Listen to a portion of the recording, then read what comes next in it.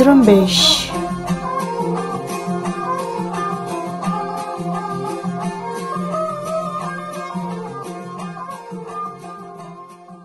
یہ ریڈیو زرمبش اردو کی آواز ہے۔ آج جمعہ کا دن 9 جولائی اور سال 2021 ہے اور میں ہوں آپ کی میزبان سارن بلوچ۔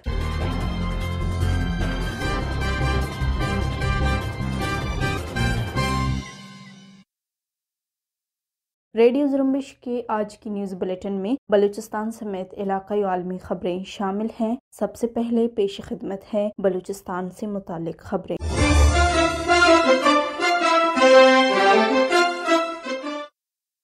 پاکستان کے وزیر اعظم عمران خان کی طرف سے گوادر میں دیے گئے بیان، جس میں انہوں نے کہا تھا کہ وہ بلوچ آزادی پسندوں سے مذاکرات کے بارے میں سوچ رہے ہیں، پر مختلف بلوچ آزادی پسند رہنماؤں نے رد عمل دیا ہے۔ اس حوالے سے بلوچ قوم دوست رہنما ڈاکٹر اللہ نذر بلوچ نے کہا، بلوچ قوم پاکستان کے ساتھ مذاکرات کو واضح طور پر رد کرتی ہے۔ اگر پاکستان پرامن مذاکرات چاہتا ہے تو اسے لازمی طور پر بلوچستان سے اپنی فوج نکال کر بلوچ قوم کی خود مختاری تسلیم کرنی ہوگی۔ اس حوالے سے اختر ندیم بلوچ نے اپنے ٹویٹر پر لکھا کہ بلوچ مسئلے کے بارے میں بات کرنے سے پہلے پاکستان کے کٹھ پتلی وزیر اعظم عمران خان کو اپنے ڈور کھینچنے والوں سے مشورہ کرنا چاہیے تھا، کیونکہ اس کے آقا جو بلوچ آزادی پسندوں کے خلاف جنگ لڑ رہے ہیں وہ صورتحال کو بخوبی جانتے ہیں۔ اپنے دورے کے دوران بلوچ ماہی گیروں کو روک لینا بلوچوں سے اپنے خوف کے اظہار کے لیے کافی ہے۔ بلوچستان کی تقدیر اس کی آزادی ہے اور قبضہ گیر کے لیے بلوچستان کو رضامندی سے چھوڑنے کے سوا سب سے اچھا راستہ اور کوئی نہیں ہے۔ بلوچ نیشنل موومنٹ کے چیئرمین خلیل بلوچ نے پاکستانی وزیر اعظم عمران خان کی بلوچوں سے بات چیت کی خواہش پر تبصرہ کرتے ہوئے کہا کہ پاکستان بلوچ قومی تحریک کی حقیقت کے ادراک، تشریح اور اعتراف میں ناکام ہے۔ یہی وجہ ہے کہ ہر دفعہ نام نہاد نئی حکمران بلوچ قوم سے مذاکرات کا مضحکہ خیز اعلان دہراتا ہے۔ پاکستان ہمیشہ قومی تحریک کے ایک جز کا اقرار کرنے کی آڑ میں ہمہ گیر قومی تحریک کے تئیں رائے عامہ کو گمراہ کرنے اور تحریکی تاثر کو زائل کرنے کی کوشش کرتا آیا ہے، لیکن یہ حقیقت دنیا کے سامنے عیاں ہو چکی ہے کہ بلوچ قومی تحریک ایک مقامی اور جامع سیاسی تحریک ہے، جس کے مختلف شعبے فعال اور آزادی کے لیے نمایاں کردار سر انجام دے رہے ہیں۔ چیئرمین خلیل بلوچ نے کہا، بلوچ نیشنل موومنٹ ایسے مضحکہ خیز اعلانات کو بلوچ قوم اور بلوچ قومی تحریک کی توہین سمجھتا ہے اور اس کے ساتھ ہی واضح کرتا ہے کہ بلوچ قومی مسئلہ اب پاکستان سے بات چیت سے بہت آگے بڑھ کر صرف آزادی کے ایجنڈے پر اقوام متحدہ کی مداخلت اور ثالثی کا تقاضا کرتا ہے۔ پاکستان کے وزیر اعظم نے اپنی اتحادی جماعت جمہوری وطن پارٹی کے سربراہ شاہ بگٹی بلوچستان میں مفاہمت اور ہم آہنگی کے بارے میں معاون خصوصی مقرر کر دیا ہے اور اسے بلوچ آزادی پسندوں سے مذاکرات کرنے کے لیے کردار ادا کرنے کا اختیار دیا گیا ہے۔ پاکستان کے حکومتی ذرائع کے مطابق شاہ بگٹی کو تمام معاملات پر بات چیت کا اختیار دیا گیا ہے۔ شاہ بگٹی 2 فریقین میں رابطہ کار ہوں گے۔ اس حوالے سے جاری نوٹیفیکیشن کے بعد شاہ بگٹی کو وفاقی وزیر کا درجہ حاصل ہو گیا ہے۔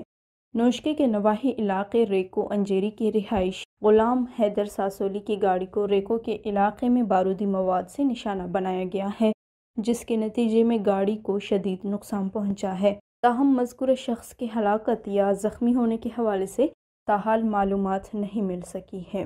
ٹی بی پی نے علاقائی ذرائع کی توسط سے بتایا ہے غلام حیدر ساسولی پاکستان کے حمایت یافتہ مسلح گروہ سے تعلق رکھتا ہے۔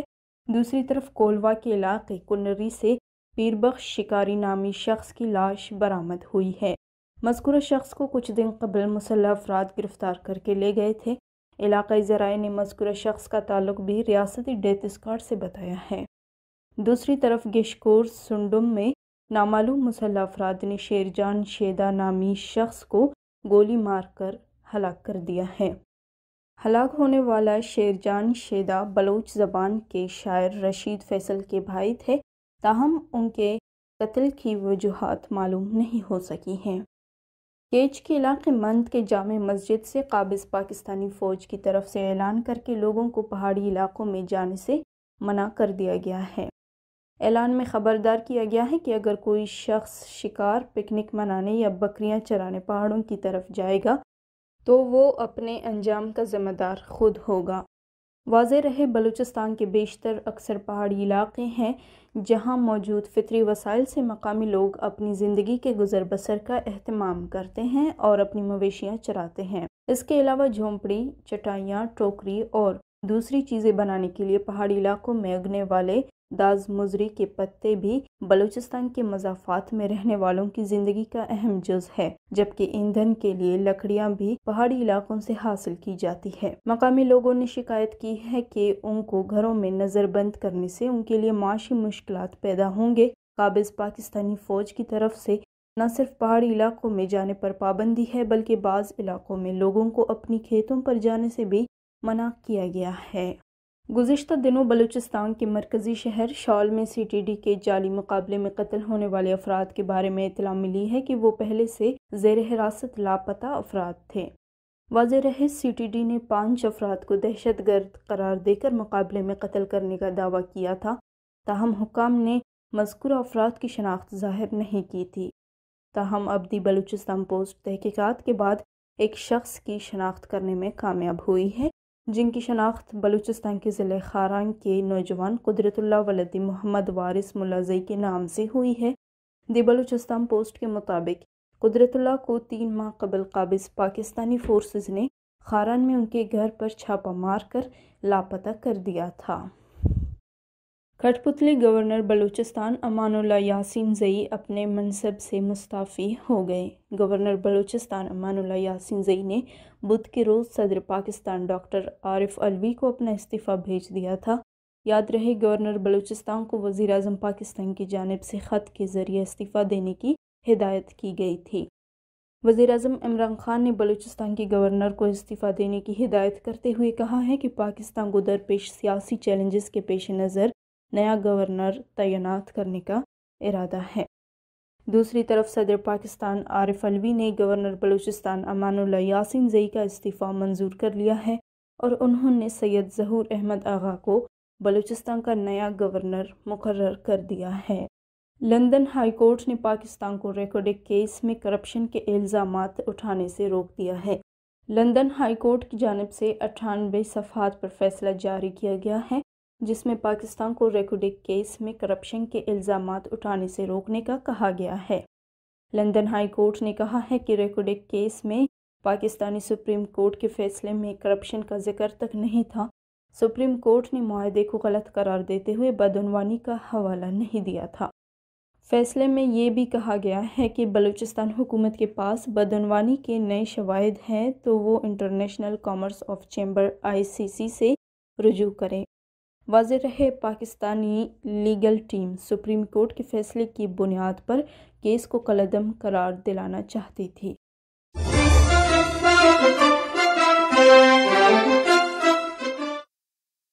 یہ تھے بلوچستان سے متعلق خبریں۔ اب علاقائی عالمی خبریں پیش کر رہے ہیں خلیل بلوچ۔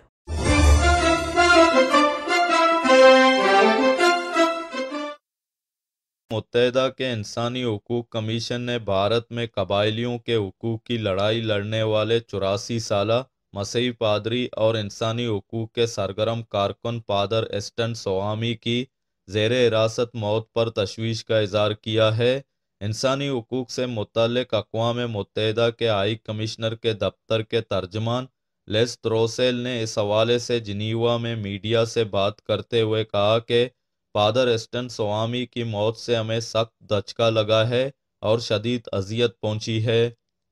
بھارت میں رواں سال کورونا وائرس کے کیسز میں تباہ کن حد تک اضافے کے بعد وزیر صحت سمیت نریندر مودی کی کابینہ کے 12 وزراء مستعفی ہو گئے ہیں۔ خبر رساں ایجنسی AFP کے مطابق اس استعفے کے نتیجے میں 2022 میں 7 ریاستوں میں انتخابات سے قبل بھارتی کابینہ میں بڑے پیمانے پر تبدیلیاں اور توسیع کی گئی ہیں۔ یاد رہے، 67 سالہ وزیر صحت ہریش وردھن کو اپریل اور مئی میں کیسز میں بے انتہا اضافے کے باعث شدید تنقید کا سامنا کرنا پڑا اور ان پر وائرس کی نئی لہر سے آگاہ نہ کرنے اور پابندیوں میں قبل از وقت نرمی برتنے کے الزامات عائد کیے گئے تھے۔ شام میں انسانی حقوق کے اداروں کے مطابق درا شہر میں سڑک کے کنارے نصب بم پھٹنے سے شامی فوج کے ایک افسر سمیت کم سے کم 4 اہلکار ہلاک ہو گئے ہیں۔ العربیہ.نیٹ کے مطابق شام میں انسانی حقوق کی صورتحال پر نظر رکھنے والے ادارے سرین آبزرویٹوری نے بتایا ہے کہ درا کے مغرب میں ناپیا عین ذکر کو ملانے والی شاہراہ پر چلنے والی ایک فوجی قافلے کو بم سے نشانہ بنایا گیا، جس میں ایک افسر اور 3 دیگر اہلکار ہلاک جبکہ 2 زخمی ہو گئے۔ دہشت گرد تنظیم داعش کے خلاف جنگ میں مصروف امریکی فوجیوں اور اس کے اتحادی فورسز کو بدھ کے روز عراق اور شام میں راکٹ اور ڈرون حملوں کا نشانہ بنایا گیا ہے۔ انٹیلیجنس گروپ سائٹ کے مطابق یہ حملے ایران نواز عسکریت پسندوں نے کیے تھے۔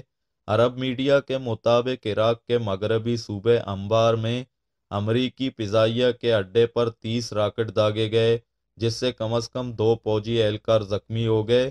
عراقی سیکیورٹی فورسز کا کہنا ہے کہ راکٹ لانچر ایک ٹرک میں چھپا کر رکھے گئے تھے، جس پر آٹے کی بوریاں لدی ہوئی تھیں۔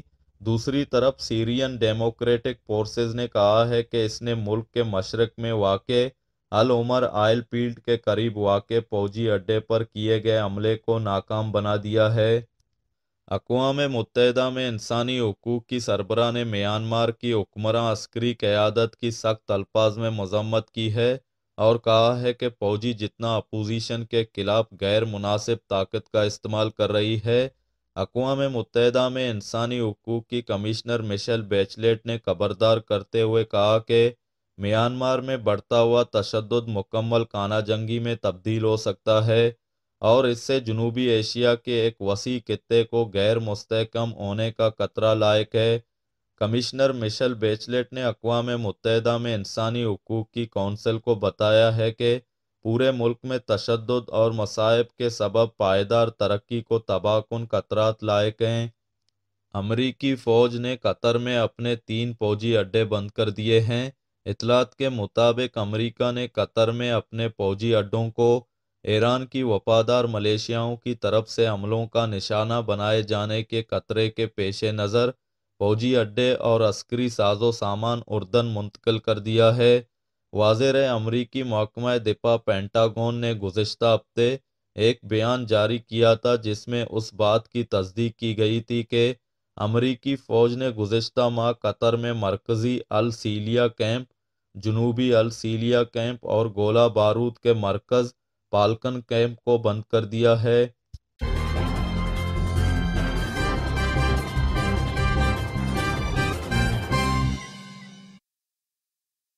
اسی کے ساتھ ہی آج کی نیوز بلیٹن کا اختتام ہوتا ہے۔ سارن بلوچ کو اجازت دیجیے۔